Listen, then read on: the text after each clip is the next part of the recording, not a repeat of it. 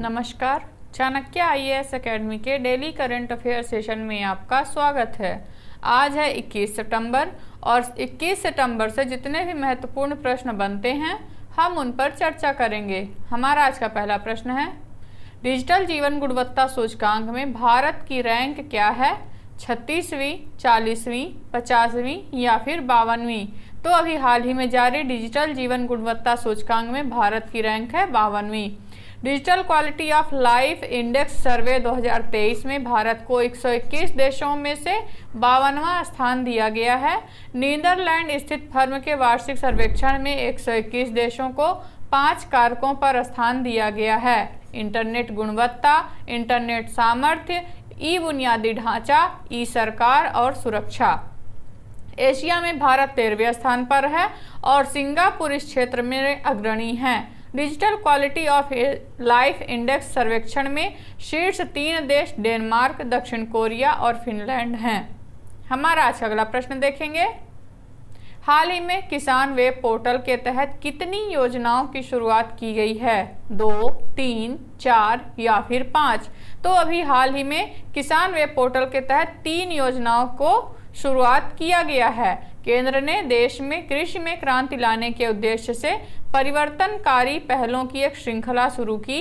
इसमें किसान ऋण portal, door to door KCC अभियान और मौसम सूचना नेटवर्क डेटा सिस्टम मैनुअल शामिल हैं, जिनका उद्देश्य वित्तीय समावेशन को बढ़ाना, डेटा उपयोग को सुव्यवस्थित करना, प्रौद्योगिकी का उपयोग करना और किसान की आजीविका को बढ़ाना है। किसानों के लिए कृषि परिवर्तन और सतत आर्थिक विकास के लक्ष्य को आगे बढ़ाने में मदद करना। हमारा आज अगला प्रश्न देखेंगे, हाल ही में किस देश ने आसियान संयुक्त सैन्य अभ्यास शुरू किया है? मालदीव, इंडोनेशिया, म्यांमार या फिर इनमें से कोई नहीं? तो अभी हाल ही में इंडोनेशिया ने आसियान संयुक्त सैन्य अभ्यास की शुरुआत किया है। प्रमुख शक्तियों के बीच बढ़ते भू राजनीतिक तनाव और दक्षिण चीन सागर में चीन की गतिविधियों के विरोध के बीच आसियान ने इंडोनेशिया में अपना पहला संयुक्त सैन्य अभ्यास शुरू किया, जिसका उद्देश्य समुद्री सुरक्षा और गश्ती, मानवीय सहायता और आपदा राहत के वितरण सहित सैन्य कौशल विकसित करना। दक्षिण पूर्व एशियाई देशों के संगठन के सभी 10 सदस्य इस अभ्यास में शामिल होंगे, जिसमें संभावित सदस्य पूर्वी तिमोर भी शामिल है। हमारा आज अगला प्रश्न देखेंगे, हाल ही में किस संस्था ने भारतीय सेना के विशेष बलों के लिए P7 हैवी ड्रॉप सिस्टम विकसित किया है?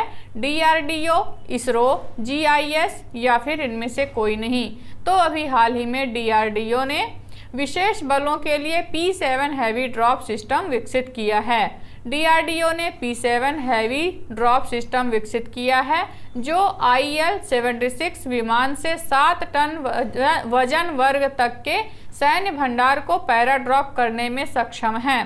यह प्रणाली पूरी तरह से स्वदेशी है और L&T द्वारा निर्मित की जा रही है, जो प्लेटफॉर्म सिस्टम बनाती है और पैराशूट आयुध फैक्ट्री द्वारा निर्मित होती है। यह प्रणाली दूरदराज के दुर्गम क्षेत्रों में लड़ाकू भंडारों की तीव्र डिलीवरी को सक्षम करते हुए सशस्त्र बलों के लिए एक बल गुणक होगी। हमारा अगला प्रश्न देखेंगे, OECD ने वित्त वर्ष 2024 के लिए भारत का विकास अनुमान बढ़ाकर कितने प्रतिशत कर दिया है? 5.9%, 6%, 6.3% या फिर 6.5%? तो अभी हाल ही में OECD के अनुसार वित्त वर्ष 2024 में भारत का विकास अनुमान होगा 6.3%। आर्थिक सहयोग और विकास संगठन यानी organisation for economic corporation and development ने वित्तीय वर्ष 2023-24 के लिए भारत के सकल घरेलू उत्पाद की वृद्धि का अनुमान बढ़ाकर 6.3% कर दिया है।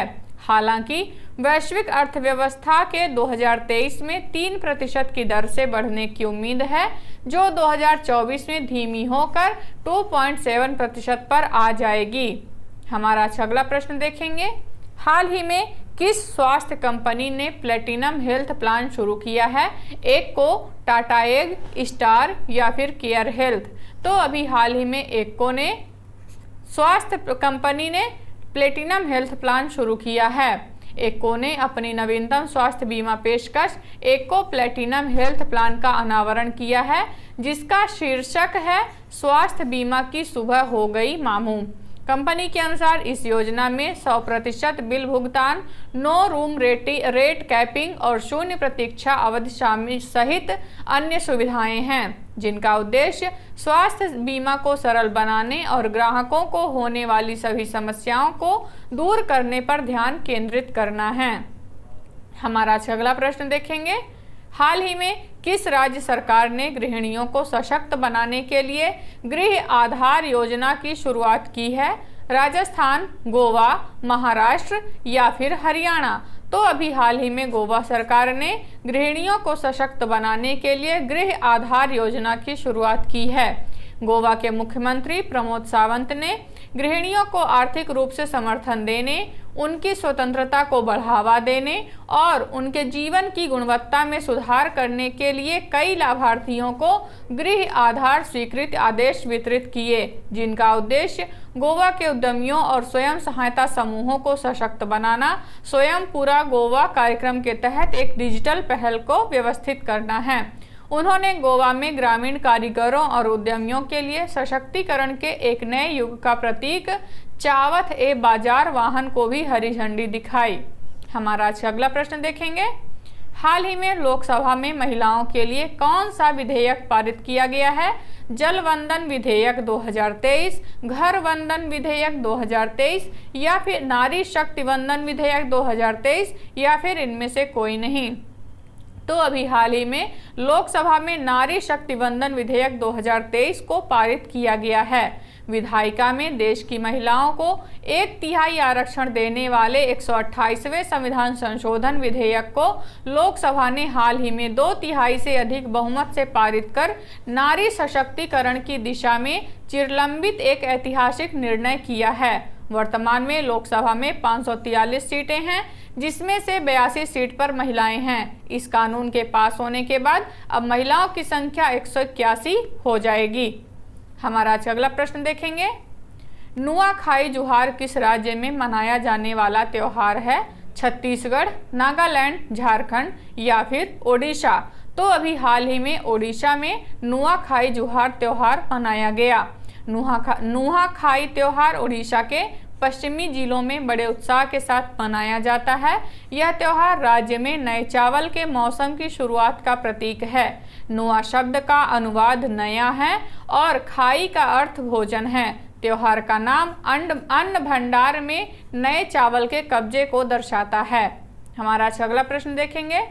हाल ही में किस राज्य सरकार द्वारा मुख्यमंत्री लाडली बहना आवास योजना का उद्घाटन किया गया है? मध्य प्रदेश, असम, उत्तराखंड या फिर इनमें से कोई नहीं? तो अभी हाल ही में मध्य प्रदेश राज्य सरकार द्वारा मुख्यमंत्री लाडली बहना आवास योजना का शुभारंभ किया गया है। मध्य प्रदेश के मुख्यमंत्री शिवराज सिंह चौहान द्वारा भोपाल में मुख्यमंत्री लाडली बहना आवास योजना का उद्घाटन किया गया। इस योजना के अंतर्गत ऐसे परिवारों को लाभ मिलेगा जिनका आवेदन भारत सरकार के आवास प्लस ऐप पोर्टल और MIS पोर्टल पर प्रधानमंत्री आवास योजना ग्रामीण के तहत स्वचालित रूप से खारिज कर दिया गया है। इस योजना के अंतर्गत पहले वर्ष में लगभग 3 से 4 लाख घर बनाए जाएंगे और आने वाले वर्षों में भी इसी तरह के घर बनाए जाएंगे। तो ये रहे आज के हमारे कुछ महत्वपूर्ण प्रश्न। आशा करते हैं चाणक्य IAS एकेडमी द्वारा चलाया जा रहा करंट अफेयर सेशन आपको पसंद आ रहा होगा। हमारे ऐसे और भी कंटेंट से जुड़ने के लिए चैनल को सब्सक्राइब करें और बेल आइकन दबाना ना भूलें। धन्यवाद।